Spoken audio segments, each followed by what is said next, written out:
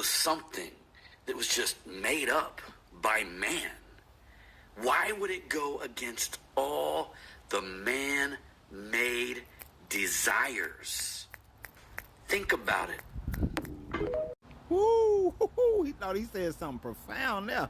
He said something profound. If you were to go in the comments of that video on TikTok, then what you will see is people like, oh, that is so, you speaking, you preaching, oh, good question, that's so great. That statement was such bullshit. Such bullshit. Okay, so what he is saying that if the Bible goes against every desire of man.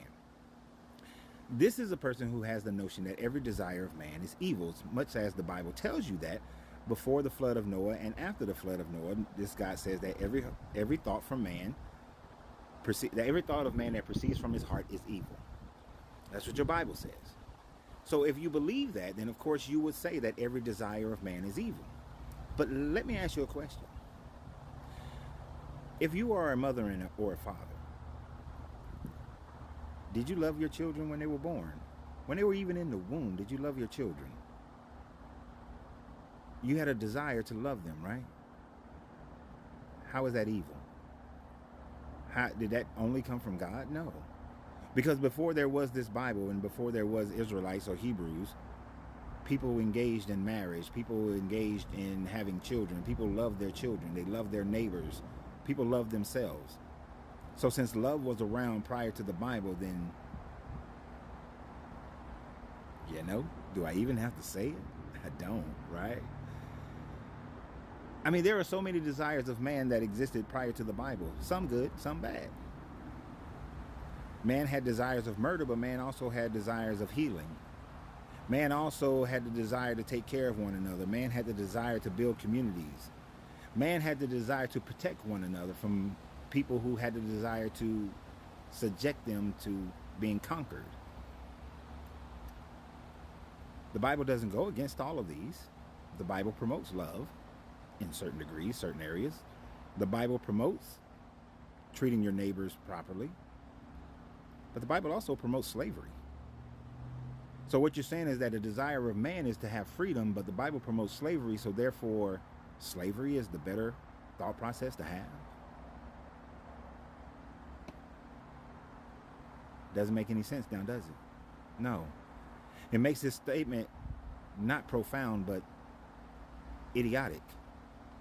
Because it only has basis in if you believe in this Bible, and you have to believe that man is so trash. Man is such trash that man cannot have a great thought in his mind.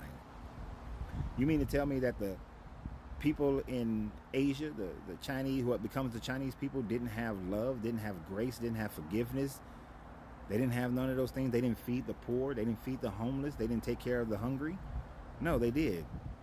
Just as every society has always had poor people, has always had widows, and have always had orphans, have always had people who had disabilities, and the community took care of them.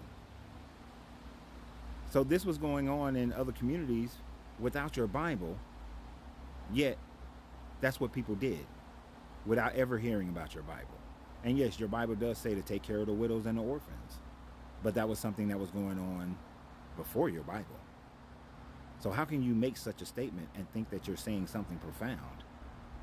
To me, you make yourself look foolish, because you're ignoring all the historical evidence of other societies and how they conducted themselves. We have literally hundreds of thousands of writings on tablets from Nineveh. Many of them just talks about contracts of purchase of items, but others talk about taking care of people, edicts by the kings to take care of the homeless and provide them shelter. They didn't have your Bible, but that is what the king was doing. So what the hell are you talking about? You see, Christians like to present themselves as the only sense of morality that could possibly ever existed. But yet we know that there were senses of morality within man from the first time a man and a woman decided that they were going to be together. That morality was in play. That the woman gathered And the man went out and hunted, and they brought what they gathered and they brought what they hunted, and they shared it amongst each other. And then as more people joined the clans, as they had children, there was more hunting, more gathering, and they built societies. And as they continued to build more societies and innovate, they began to build cities. And in building cities, they started having laws and rules to protect that civilization long before man, long before, not long before man, long before the Bible. So your statement makes no sense. Your statement is grasping it for people who just think very judgmentally of everybody else and have absolutely no understanding of sociology and of people at all. And you want to lead people. What do you guys think? Comment, like, share, and subscribe.